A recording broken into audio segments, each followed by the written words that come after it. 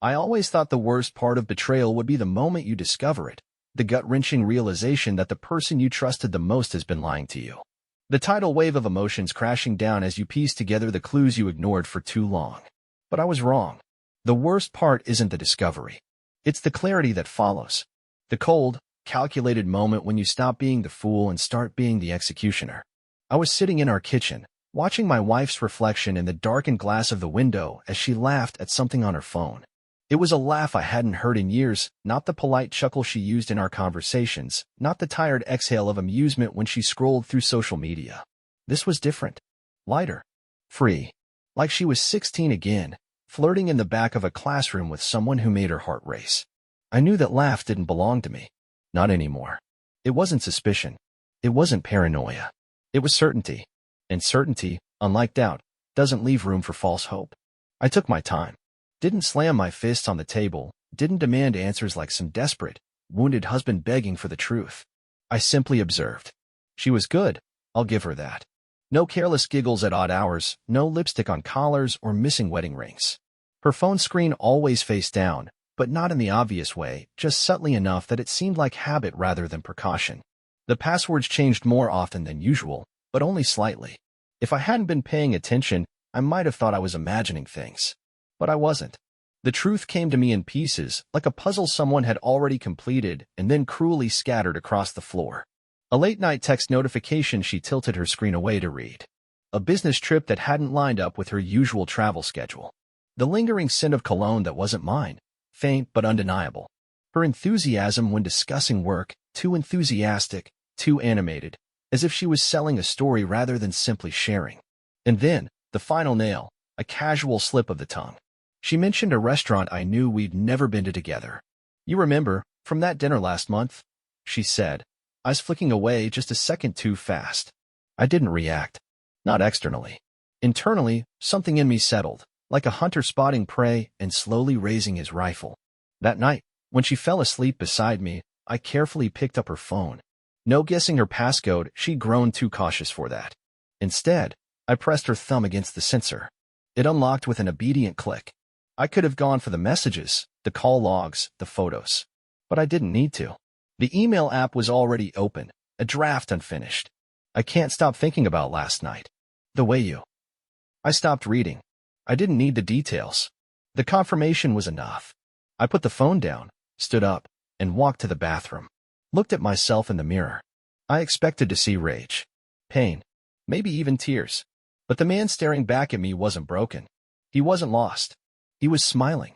She had no idea. That was the best part.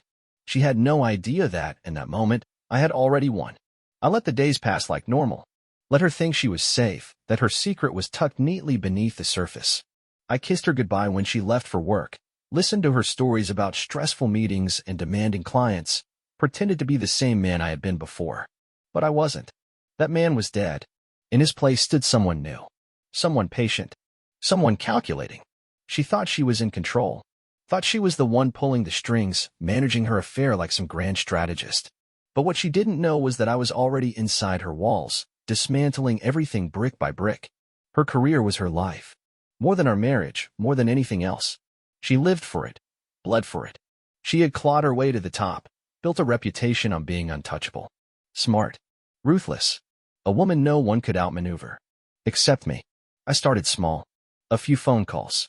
A couple of well-placed rumors. Nothing obvious, nothing that would make her suspect I was involved. Just enough to make things unstable. An email here, a whispered doubt there. Then, I dug deeper. I found her weak spots, the ones she didn't even know she had. Clients with sensitive contracts. Supervisors with grudges. The affair partner himself, a man with his own career and reputation to protect. I collected every piece of leverage I could find, assembling them like a symphony, each note leading toward a perfect crescendo. She had no idea. And that was the beauty of it. She thought she had me fooled. She thought she had her secret locked away. But what she didn't realize, what she would realize soon enough, was that I wasn't the one being played. She was. And when I was done, she wouldn't just lose me. She would lose everything. People always say you don't appreciate the good times until they're gone. I disagree. I appreciated them just fine. I just didn't know they were borrowed. Our life was simple. Comfortable. A well-oiled machine of morning routines, shared laughter, and quiet evenings spent curled up on the couch. We weren't the kind of couple that posted grand romantic gestures online or needed extravagant vacations to feel alive. We found joy in the ordinary, Saturday morning coffee runs, inside jokes that had survived years, the unspoken understanding of each other's moods. It was a life built on rhythm, on the kind of deep familiarity that only comes from years of growing alongside someone. I never questioned it. I never thought I had to. Mornings were always the same. I'd wake up before her, start the coffee, and sit by the window with my first cup, watching the city come alive. She'd shuffle in a few minutes later, wrapped in one of my oversized shirts, her hair still a mess from sleep, mumbling a half-hearted complaint about the early hour before curling up next to me. She was never a morning person, but she liked these moments, like the quiet, the warmth of the coffee in her hands, the way I'd rub slow circles on her back as we eased into the day. "You're going to be late," I'd remind her, and she'd groan, stretching lazily before reluctantly getting up. I always smiled at that. She moved through life like she had all the time in the world, while I was the one keeping things structured. It worked for us. Or at least, I thought it did. We had our routines. Wednesday night was takeout and a terrible reality show she loved but pretended to hate. Fridays were our stay-in dates, just the two of us cooking together, dancing to old music in the kitchen while the pasta boiled over because we were too busy kissing to care. She was terrible at chopping onions, always managed to cut them too thick, but I never corrected her. It was one of those small, insignificant things that I found endearing. Love is funny that way. You don't just love the big things, you love the quirks, the habits, the imperfections. Our friends would joke about us being one of those couples. The kind that made marriage look easy. And maybe it was. Or maybe I was just naive. Looking back, there were signs. Not big, flashing neon ones. Just little things, easy to dismiss. Like how she started staying late at work more often. That wasn't unusual. She was ambitious, dedicated, but before, she would at least text me to let me know. Then, one day, I realized the text had stopped. It wasn't a conscious decision, just something that faded into the background. Or how she started sleeping with her phone under her pillow. That one stung, but I reasoned it away. Just in case, she had said when I teased her about it. I get work emails at all hours.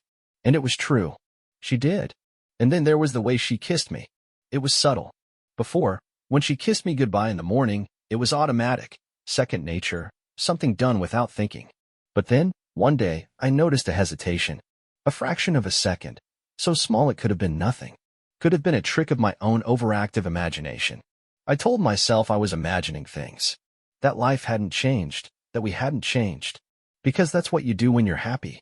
You assume happiness is the default state, that it can't be undone in a moment, in a decision, in a single lie. But happiness isn't a permanent state. It's fragile. It lives in the spaces between trust and ignorance, and the moment you start questioning it, you realize how easily it can shatter. The last truly perfect night we had together, I remember in excruciating detail.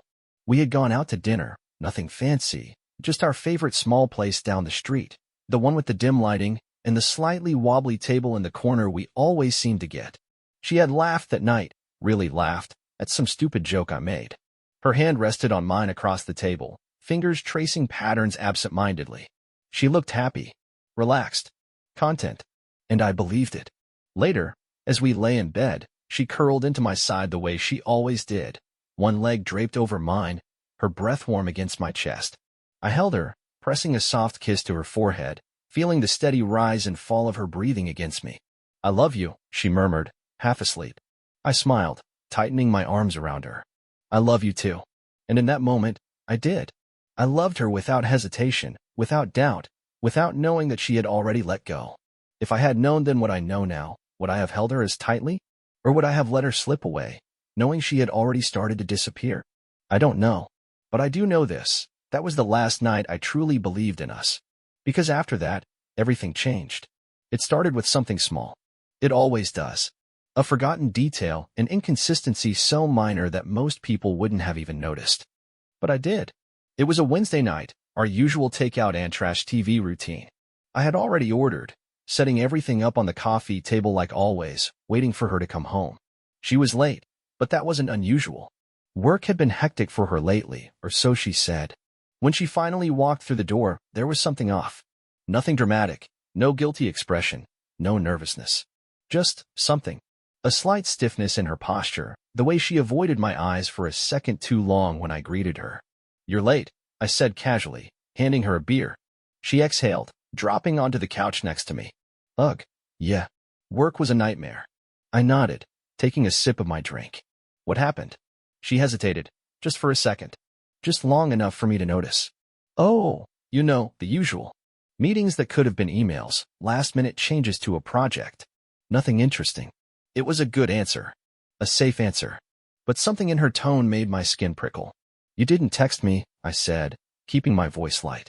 Her eyes flicked to me, then away. "Didn't I?" She grabbed a slice of pizza, chewing quickly. "I thought I did." She hadn't. And she knew it. It was a small thing, just a minor slip. But minor slips can be earthquakes when they come from someone you know. Because knowing someone means knowing their rhythms, their patterns, the way their mind works. And she never forgot to text me. Not once in all the years we'd been together. I didn't press. Not yet. Instead, I watched. She was more distracted than usual, checking her phone between bites, though no notifications popped up. She never used to do that. Before, when we spent time together, she was present. Tonight, she was half here, half somewhere else. I let it slide, made a joke about her being married to her work, and she laughed too quickly, too eagerly, like she wanted to steer the conversation away from something. Later, when she went to shower, she left her phone face down on the counter. Again, not unusual. But I noticed the slight tension in her shoulders when she stepped away, the way her eyes flicked toward it, as if debating whether to take it with her. She didn't. But I could tell she wanted to. And that was the first real crack. I didn't touch it. Not because I didn't want to. I did. But I knew better than to go looking without reason. This wasn't proof. It wasn't even suspicion. It was just something. A feeling. A shift in the air. And feelings weren't facts. So I let it be. But I started paying attention. Over the next few days, the pattern continued. Small things, little inconsistencies that, on their own, meant nothing. But together, they formed a picture I wasn't sure I wanted to see. She started staying late at work more often. Again, not unusual in itself, but the way she talked about it was different. Less frustration, more excitement. Like she didn't mind the long hours. Like maybe, just maybe, she was looking forward to them. Her phone never left her side now. Always face down. Always silent. She started wearing perfume again. The nice one. The one she used to wear when we were dating, when she wanted to impress me. But she never wore it around me anymore. She left the house smelling like it, came home with only the faintest traces left. And then, there was the restaurant. We were sitting at dinner, just the two of us, when she mentioned it, some new place downtown she had tried for lunch the other day. I frowned. With who? She hesitated. Just for a moment. Just long enough. "Oh, just some coworkers," she said, too casually. "We went after a meeting. It was nothing special. That should have been the end of it. But something in the way she said it nagged at me. I didn't recognize the name of the place. That alone wasn't suspicious. She went out for lunch with coworkers all the time. But later that night, while she was brushing her teeth, I looked it up. It wasn't the kind of place you go for a casual lunch. It was dimly lit, expensive, the kind of restaurant designed for quiet conversations over candlelight. The kind of place you take someone, not just end up at after a meeting. And I knew, in my gut, that she hadn't gone there with coworkers. But I still had no proof. That was the worst part. I couldn't accuse her based on a feeling. I couldn't demand answers when all I had were small inconsistencies, tiny shifts in behavior that might have meant nothing. Except I knew they weren't nothing. So I stayed silent. And I waited. Because if there's one thing I know, it's that lies don't stay buried forever. They always surface. I had always believed that trust, once broken, was impossible to rebuild. But what people don't tell you is that before it breaks, it bends. It stretches under the weight of doubt, warping in ways you don't fully notice until one day you look at the person you love and realize you're no longer seeing them. You're seeing the gaps in their story. The places where truth has been replaced with careful omissions and quiet lies. And once you notice those gaps, you can't unsee them. So I stopped looking at her the way a husband does. I started looking at her the way a hunter looks at his prey. The first thing I did was simple. I paid attention. Not to what she said, but to what she didn't say. Her routine had changed, subtly, but noticeably. She left earlier in the mornings, took longer in the bathroom, checked her phone more often but never responded to messages when I was around. She laughed at things she didn't explain, then caught herself and forced the smile away. And then there were the clothes. She had always dressed well for work, but now there was something extra. A little more effort. A little more time spent in front of the mirror before leaving. Lipstick on a Monday morning, perfume when she was just going to grab coffee with coworkers. Details I might have ignored before now stood out like flashing signs. I didn't ask questions. Questions gave her control. Instead, I made a mental note of every inconsistency, every shift in her behavior. And then, I started testing her. One night, as she was in the shower, I picked up her phone. No more fingerprint unlock. She had changed the settings. Smart. A new passcode, too. Smarter. But not smart enough. She had used the same number for years, variations of our anniversary, her birth date, something personal. But when I tried those, they didn't work.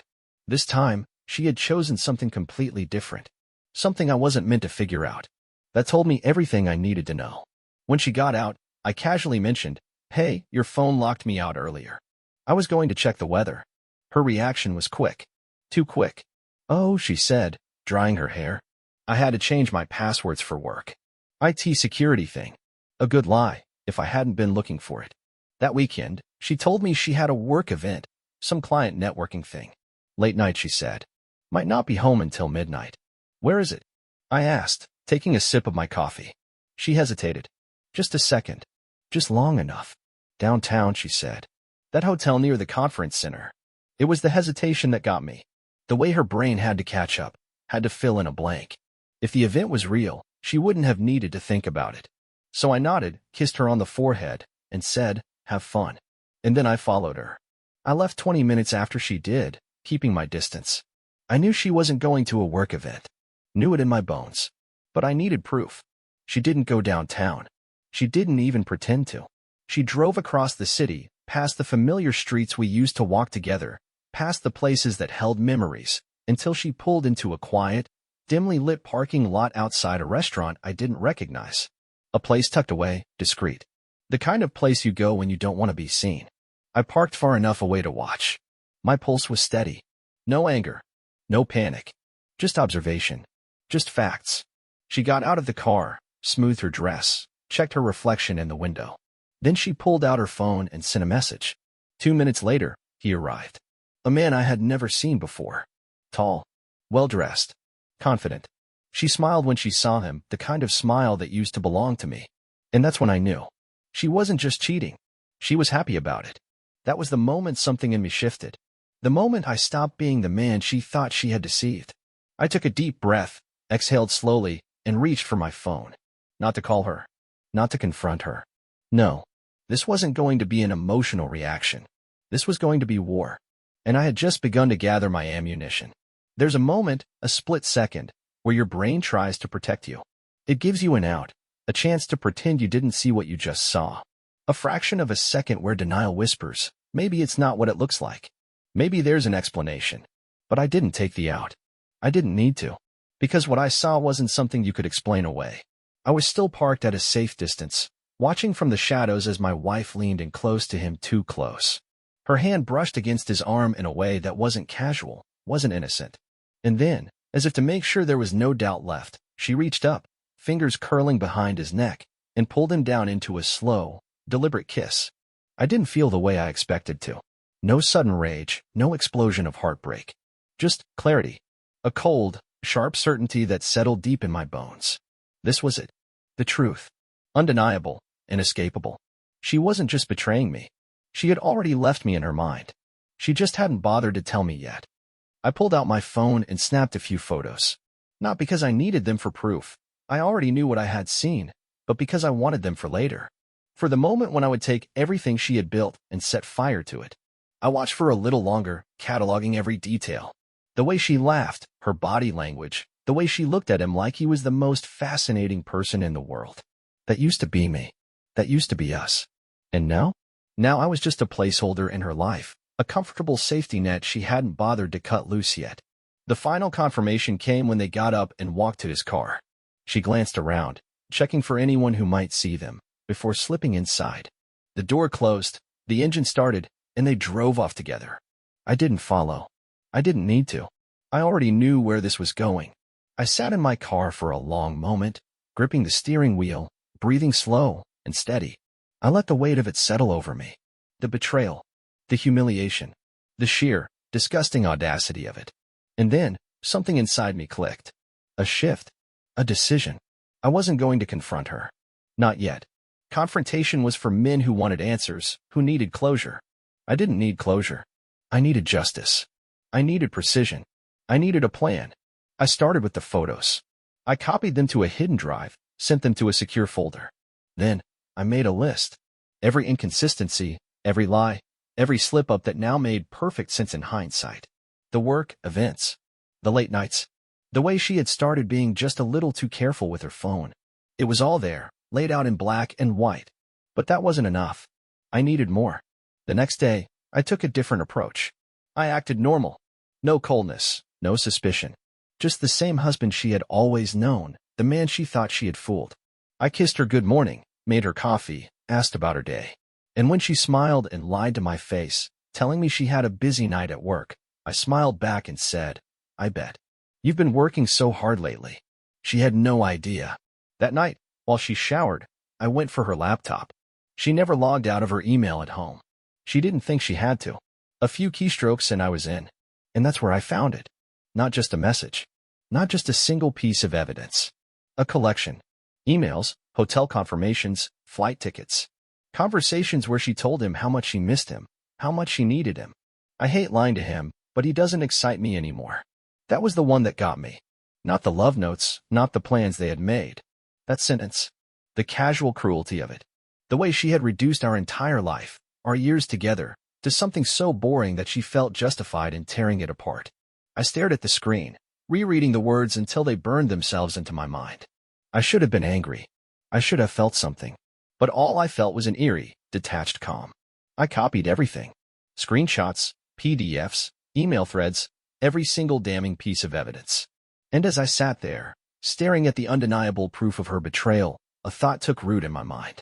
A single, undeniable truth that settled into my bones and refused to leave. She thinks she's in control. She thinks she has me wrapped around her finger, blissfully unaware, waiting for her to eventually come clean on her terms, when she's ready. She has no idea that I know. And that's my advantage. I closed the laptop, put everything back exactly as it was, and went to bed. She climbed in next to me a few minutes later, her body warm against mine. She sighed, resting her head on my chest. You okay? She murmured. I kissed the top of her head. Of course, I said. And I smiled. Because now the real game was about to begin. Revenge isn't about anger. It's not about losing control, about screaming or breaking things or making a scene. That's what weak men do. That's what she would expect. She thought she was playing a game with a man too blind to see the board, too naive to understand the rules. But she made one fatal mistake. She underestimated me. I didn't need to destroy her. That would be too obvious, too crude. No, I needed to take something that mattered. Something she valued more than me, more than her affair, more than anything else in the world. And that's when it became clear, her career. She wasn't just ambitious. She was obsessed. Every move she made, every decision, every sacrifice, our marriage included, was calculated for the sake of her professional rise. Her reputation was everything. She thrived on respect, on the illusion of being the perfect woman who had it all, successful, intelligent, untouchable. She had built herself into a brand, a carefully crafted image of power and control. She had spent years weaving that illusion, and I was about to burn it to the ground. I started by learning her weaknesses, not as a wife, but as a professional. I scoured through her emails, documents, and personal notes. I paid attention to the way she spoke about work, the little frustrations she let slip when she thought I wasn't listening. And I found it, the crack in her armor. A high-stakes project, one she had spent months cultivating, one that held her entire career in its hands. A deal with major clients, a contract that, if successful, would elevate her to an executive position. She had spoken about it with reverence, the way people talk about things they can't afford to lose. That's when I knew. That was my target. I started small. Subtle moves. She had always been meticulous, but she trusted me in ways she no longer realized. I had access to her work laptop, her documents, her schedules. I didn't need to sabotage her directly, just misaligned things. A missed email here, an overlooked attachment there. A few key files that suddenly became corrupted, a crucial document edited with slight, unnoticed mistakes. Nothing that would alert her immediately, just enough to create a ripple, a small wave of doubt from the people who mattered. Then, I went for the clients. She had spent months securing this deal, convincing them that she was the best, the safest choice. But business is built on trust, and trust is fragile.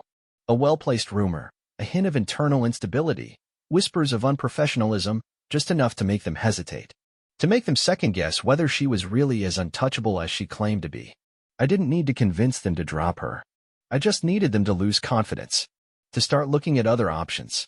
But the masterpiece, the true stroke of my revenge, came in the form of him. Her affair partner. The man she had chosen over me. I needed to know what he had to lose. And as it turned out, it was a lot. A married man. A rising star in his own field. And most importantly, his company had ties to hers. Not direct, but close enough that any scandal involving the two of them would be disastrous. He had as much to lose as she did. Maybe even more. So I made sure he knew. An anonymous message. A few carefully timed screenshots, nothing overly dramatic, just enough to suggest that someone knew. Enough to make him panic, to make him wonder who else might find out. A man like him? He'd cut ties fast. He'd do damage control. And that meant dropping her. And when he did, when she needed him the most, when she expected him to stand by her side, he'd disappear, leaving her stranded. Everything was in place now. The clients were uneasy, the project was slipping, and her lover was on the verge of pulling away. And she? She had no idea. She was still living in the illusion that she had everything under control. Still smiling at me across the dinner table, still thinking she was the smartest person in the room. She thought she was winning, and I was about to show her just how badly she had already lost. The beauty of revenge isn't in the final blow, it's in the build-up, in the tightening of the noose, in the slow, inevitable realization that there is no way out. And that's exactly what I had designed for her. A scenario so airtight, so perfectly constructed, that no amount of lying, manipulating, or pleading could save her. The stage was set. Her career was on shaky ground, her project slipping through her fingers, her lover scrambling for an escape. But she still had hope. That was important. She still believed she could fix things, still thought she had time to regain control. That illusion was my weapon, and I intended to wield it with precision. I waited for the perfect moment. A high-stakes meeting, one she had been preparing for obsessively. This was her last chance to salvage the deal, to prove to her clients that she was still the powerhouse they had trusted. She had spent days rehearsing, refining every detail, ensuring that when she walked into that boardroom, she would command the room like she always had. Confidence, authority, control, those were her weapons. And I was about to rip them away. The night before, I played my part flawlessly. I kissed her goodnight, whispered a soft, good luck tomorrow, watched as she smiled, completely unaware of the storm I was about to unleash. The next morning, as she left for the meeting, I made my final move. A package, sent directly to her office. Perfectly timed, waiting for her just as she stepped into her biggest moment. Inside? A neatly organized folder. Screenshots of emails. Transcripts of messages. The carefully documented timeline of her affair, laid out with precision. And, most importantly, a copy sent to her boss, her clients, and the company's ethics committee. She was walking into that meeting with everything on the line. And by the time she sat down at that long, gleaming conference table, she would already be ruined. I imagined the moment vividly. The confusion as she opened the package, the slow, creeping horror as she realized what she was looking at. The way her breath would catch in her throat, the way her hands would start to shake as she flipped through page after page of undeniable proof. The realization that she wasn't in control anymore. That someone, me, had been one step ahead the entire time. And then, the fallout. The clients backing away. The sudden, uncomfortable silence in the room.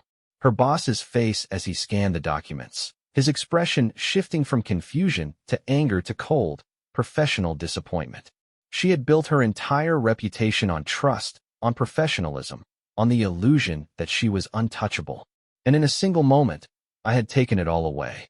She wouldn't be fired immediately. No, that would take time. Investigations, meetings, damage control. But the decision had already been made. The whispers would start, the rumors spreading like wildfire. The respect she had worked so hard to cultivate would crumble. People would stop taking her seriously. And in her world, that was worse than being fired. And then, just as she thought it couldn't get worse, it did. Because at that exact moment, her lover, the man she had risked everything for, would receive his own package. Not an explosive revelation, not an accusation, just a hint of exposure. Just enough to make him panic, to make him see her as a threat rather than a lover.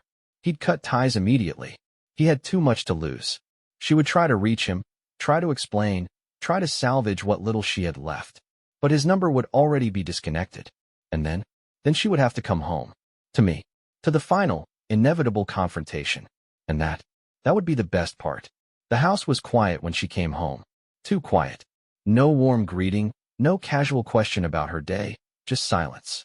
A heavy, suffocating silence that wrapped around her the moment she stepped through the door. I didn't say anything right away. I just sat in my usual chair, watching as she hesitated in the entryway, her keys dangling from her fingers, her breathing uneven. She already knew. She dropped her bag, swallowed hard. "Hey," she said, forcing a shaky smile. "Long day." I didn't respond. She wet her lips, shifting her weight. "You okay?" Still, I said nothing. I just studied her, taking in every flicker of panic that crossed her face. She was unraveling, piece by piece, right in front of me. Finally, she couldn't take it anymore. "Something's wrong," she said, stepping closer. "You're acting weird." That's when I slid the folder across the table. The same folder that had landed on her boss's desk, that had shattered her career in the span of a single meeting. She froze, staring at it as if touching it would burn her. "What is this?" she asked, her voice barely above a whisper. "You tell me," I said.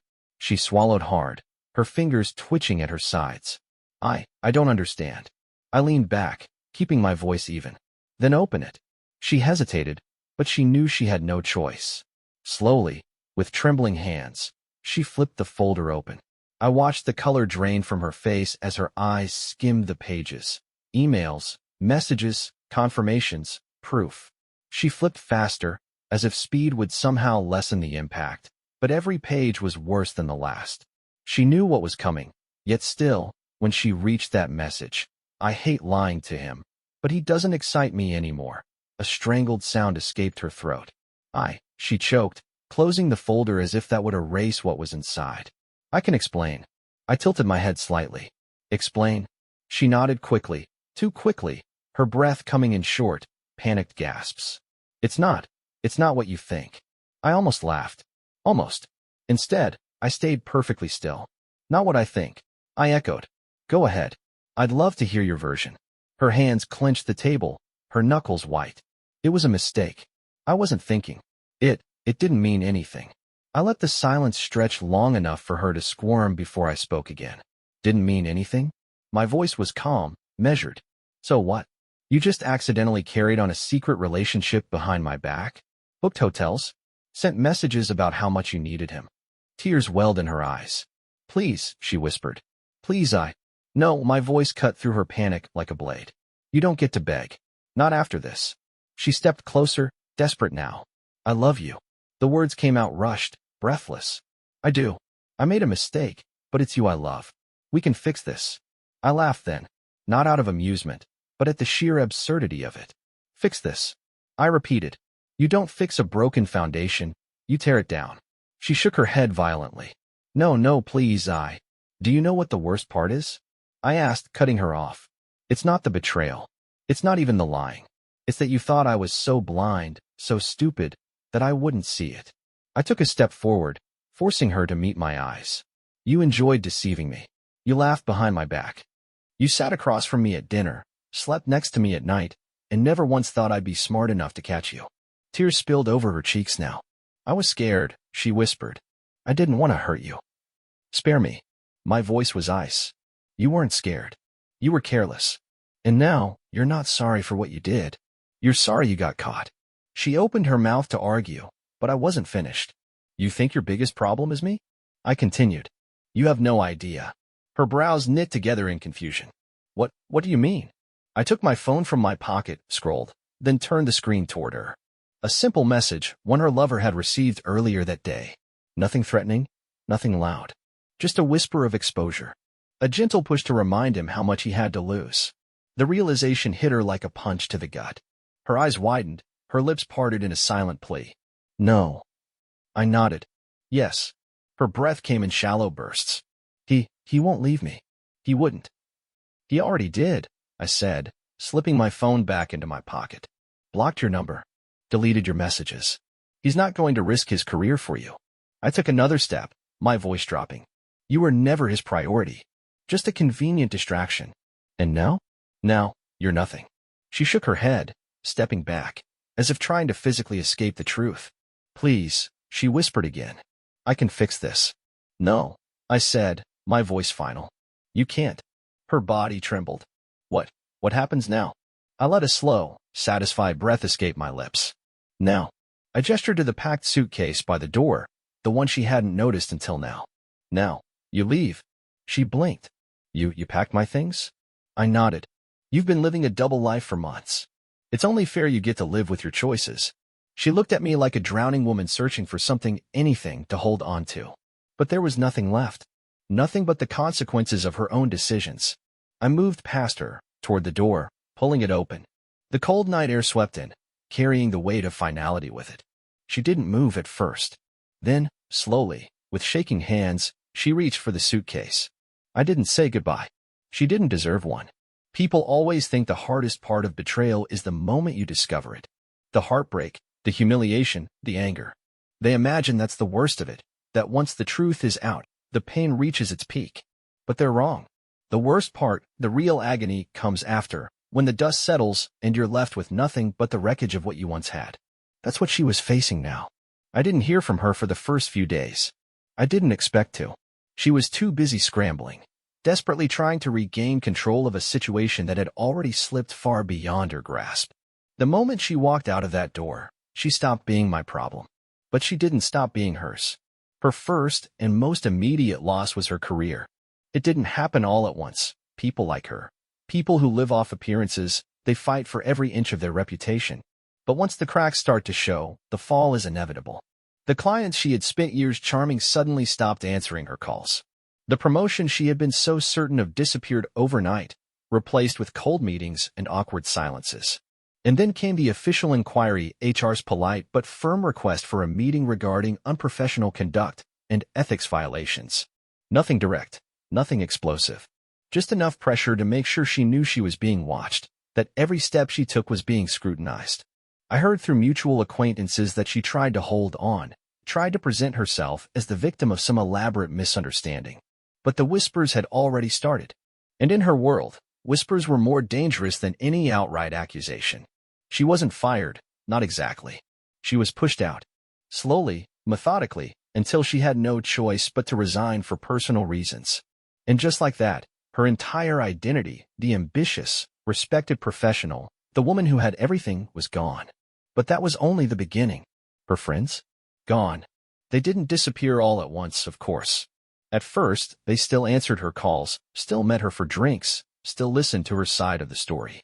But one by one, they drifted away, distancing themselves from the woman who had lost her shine. Some of them had known about the affair, had even encouraged it. But now that it had blown up in her face, they weren't willing to go down with her. Family was worse. Her parents, the ones she had always been so desperate to impress, had never particularly liked me, but they had respected me. And when the truth came out, when they realized the extent of what she had done, that respect turned into disappointment. The kind of disappointment that lingers, that doesn't fade with time. I imagine the conversations were cold, clipped. Her mother's sharp sighs, her father's quiet but unwavering disapproval. They wouldn't disown her, no, but the invitations to family events would come less often, the phone calls more strained. And then, of course, there was him. The man she had risked everything for. I don't know what she expected from him. Maybe she thought he would fight for her, that their affair would suddenly transform into something real now that they were both free. But that's not how men like him operate. He was never in it for the long run. He was in it for the thrill, the secrecy, the stolen moments.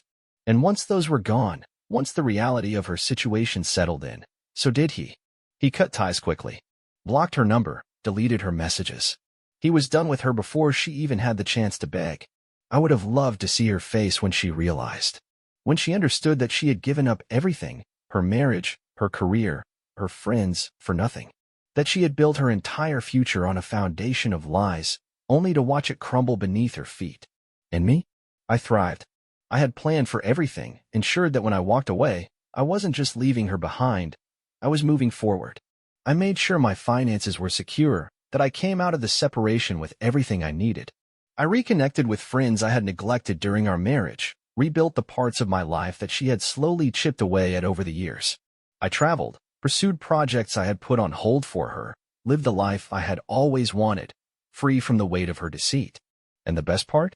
She knew it. I didn't block her. That would have been too easy. No, I let her see. Let her watch as I built something better, something stronger. Let her see what losing me really meant. She reached out once. A single, pathetic message. I miss you. I stared at it for a moment. Let the weight of it settle. Let myself feel the sheer, tragic irony of it. Then, I deleted it. Without responding. Because she didn't deserve my words. She only deserved silence. They say revenge is hollow, that it doesn't fix anything, that it doesn't erase the betrayal or the pain. Maybe that's true for some people. Maybe there are those who find peace in forgiveness, who let go and move on without ever looking back. But me? I don't regret a single thing. Not the planning, not the execution, not the cold, calculating patience that led to her downfall. Because in the end, it wasn't just about getting back at her. It was about making sure she felt what I felt.